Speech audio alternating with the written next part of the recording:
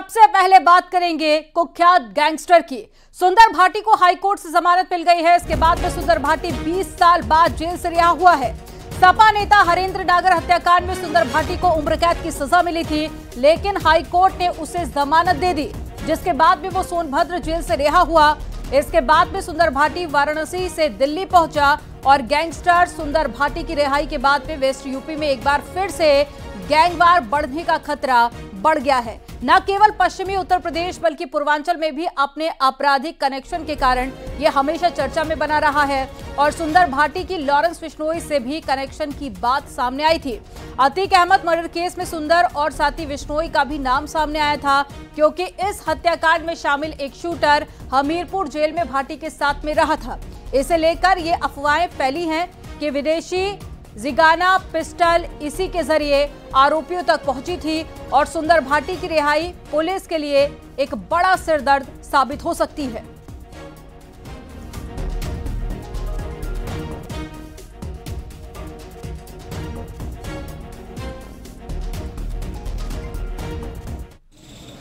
सोनभद्र के जिला कारागार के बाहर मैं खड़ा हूं और मेरे पीछे देख सकते हैं कि जिला कारागार है सोनभद्र का।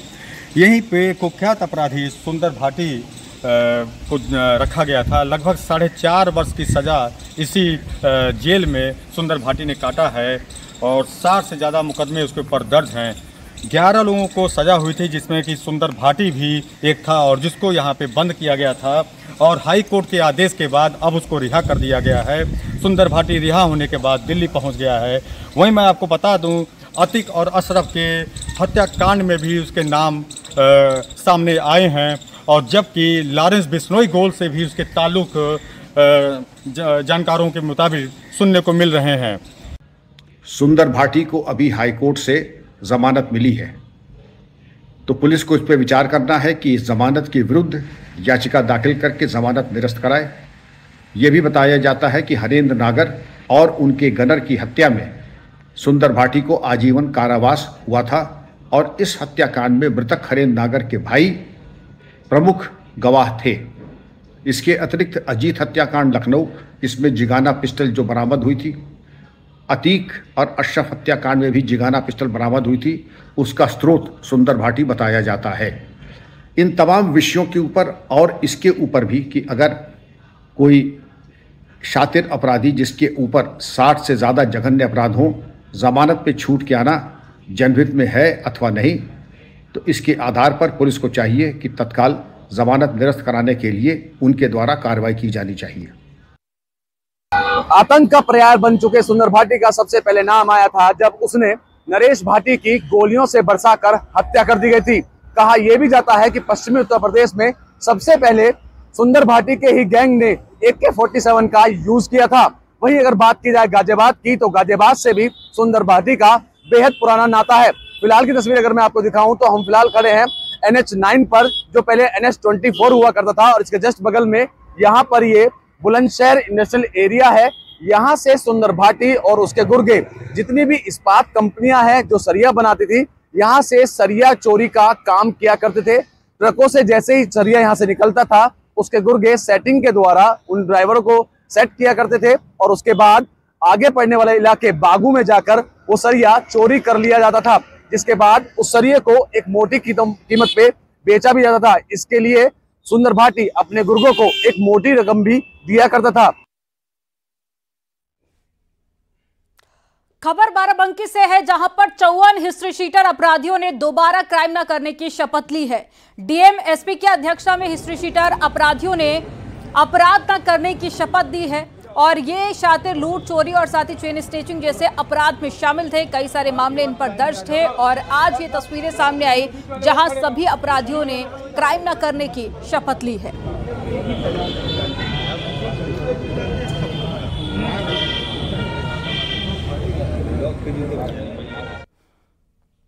और खबर गाजियाबाद से, जहां पर गाड़ी चोरी की घटनाओं को लेकर पुलिस ने बड़ी कार्रवाई की है। पुलिस ने 5 शातिरों को गिरफ्तार कर लिया और इनके कब्जे से चोरी की बाइक, स्कूटी और साथ ही ऑटो, CNG भी बरामद किए गए। कुछ औजार भी बरामद किया है। पुलिस ने बताया है कि शातिर चोरी करने से पहले रेकी किया करते थे और इसके बाद में मौका देकर गाड़ियों पर हाथ साफ कर लेते थे। 2 दिन से ट्रॉनिका सिटी क्षेत्र में गाड़ियों के पुर्जों को इकट्ठा कर रखा था और धीरे धीरे इनको बेचा जा रहा था।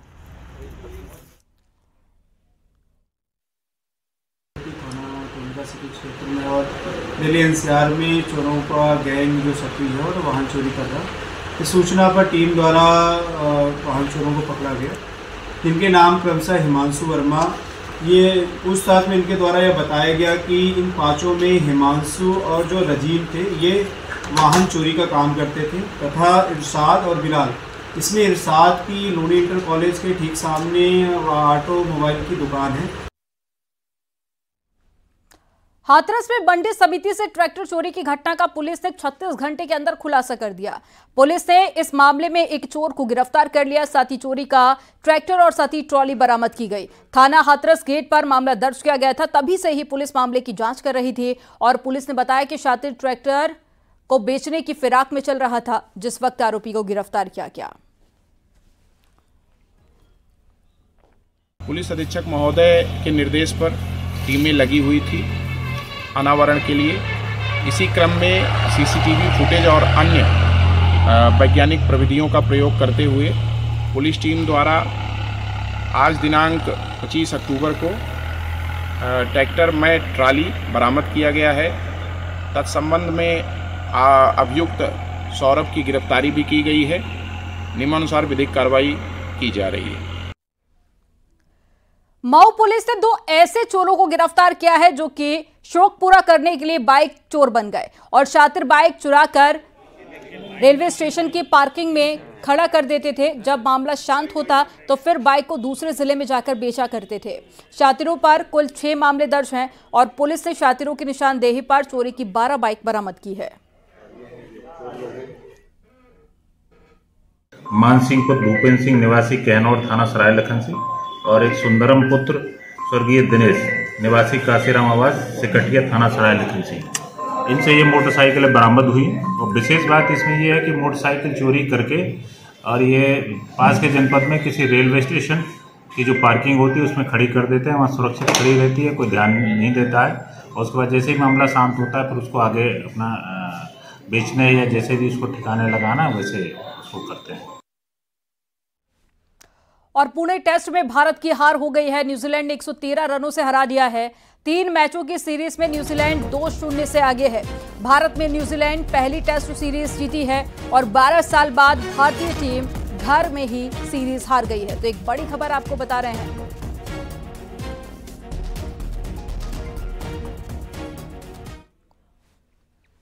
और कौशाम्बी में सरकार के सख्त निर्देशों के बाद भी रात्रि प्रवास नहीं करने वाले अफसरों पर कार्रवाई की गई। डीएम ने 23 अफसरों पर लाइव लोकेशन ट्रेस करने के बाद में वेतन और भत्ता रोकने का आदेश दिया है। जिला अधिकारी ने बताया कि 30 ऐसे अधिकारी हैं जो कि प्रयागराज आते जाते रहते हैं। इनको कई बार हिदायत दी गई है कि विकास कार्यों को सुचारू रूप से संचालित करने के लिए मुख्यालय में रात्रि प्रवास करें, मगर पिछले 2-3 दिनों में जब हमने व्हाट्सएप लोकेशन लिया तो 23 अधिकारी मुख्यालय से नदारद मिले। जिलाधिकारी ने बताया कि 11 अफसरों ने मोबाइल लोकेशन नहीं दिया है, जबकि 12 ऐसे अधिकारी थे जिन्होंने गलत लोकेशन दिया। पिछले 2-3 दिन में जब हम लोगों ने व्हाट्सएप लोकेशन लिया है, 23 ऐसे लोग मिले हैं जो नहीं पाए गए थे 30 में से। उसमें से 11 ऐसे थे जिन्होंने बिल्कुल लोकेशन भी नहीं दिया और बचे हुए 12 ऐसे थे जिन्होंने गलत लोकेशन दिया है। उनका एचआरए भी काटा गया है और उनका 1 दिन का वेतन भी काटा गया है। इसमें सख्ती से कार्रवाई की गई क्योंकि सख्त निर्देश है शासन के कि मुख्यालय पर तैनात अधिकारियों को मुख्यालय पर रहना है। कौशाम्बी में मदरसों की जांच में बड़ा खुलासा हुआ है। जिले में 84 मदरसे चल रहे हैं, जिसमें से 73 मदरसे गैर सहायता प्राप्त हैं और वहीं मदरसे अवैध हैं जिन पर डीएम ने कार्रवाई शुरू कर दी है। साथ ही सैयद सरावा मदरसे में विदेशी फंडिंग की शिकायत मिलने पर डीएम ने आरबीआई को पत्र लिखने को कहा है। सिर्फ 11 मदरसे ही मान्यता प्राप्त हैं। कुल मिला के हमारे ज़िले में 84 मदरसाज है, जिसमें 11 मदरसा है जो मान्यता प्राप्त है, एडेड है और बाकी मान्यता प्राप्त है लेकिन अनएडेड है। उसके अतिरिक्त 4 ऐसे पाए गए हैं जो मान्यता प्राप्त नहीं है, जो अवैध के रूप में चल रहे हैं। उसके क्रम में एक के खिलाफ अभी कार्रवाई हुई है, बाकी के 3 में भी अभी कार्रवाई संचालित है। अभी जैसे ही पूरा रिपोर्ट आ जाएगा उसमें भी कार्रवाई की जाएगी। उसके क्रम में ये भी कहना है कि सुप्रीम कोर्ट के उसमें कुछ ऑर्डर्स भी आए हैं, उसको भी संज्ञान में लेते हुए पूरे मदरसा जो अवैध है उसमें कार्रवाई की जाएगी। बिजनौर के अफजलगढ़ इलाके में एक वीडियो सोशल मीडिया पर वायरल हो रहा है जिसमें 2 लड़कों पर शराब बेचते हुए दिखाई देने का आरोप लगा है और ये घटना गांव अनवरपुर चंडिका की बताई जा रही है। गांव वालों का आरोप है कि लड़के अवैध तरीके से शराब बेच रहे थे। वीडियो में दिखाया गया है कि लड़के बाइक पर एक प्लास्टिक की बोरी रखे हुए हैं जिनमें शराब भरी हुई बताई जा रही है। उनके चारों ओर गांव वाले मौजूद हैं।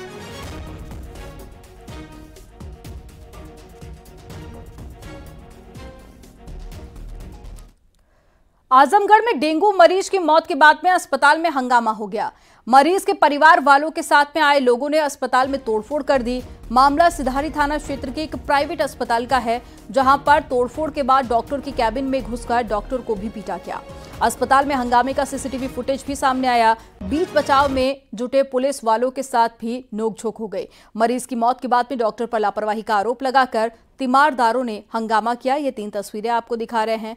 पहली तस्वीर जब अस्पताल में हंगामा हुआ और दूसरी तस्वीर जब पुलिस मौके पर पहुंची और पुलिस वालों से भी नोकझोंक हुई और ये पूरा घटनाक्रम वहां लगे सीसीटीवी कैमरे में कैद हो गया। वो सीसीटीवी फुटेज भी आप तीसरी तस्वीर में देख रहे हैं।